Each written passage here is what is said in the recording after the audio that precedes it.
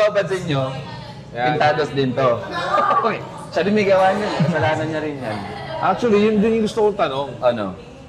Anong pumasok sa isip mo? Kasi first tattoo niya, full sleeve.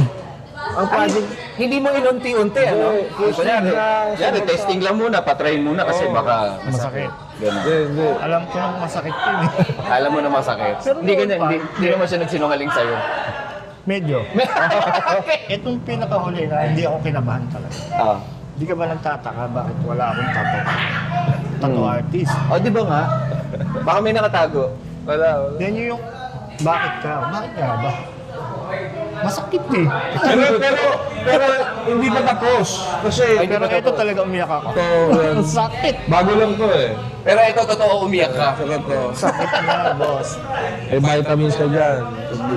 Ilang Ano vitamins ba yan? C? Di ba yan?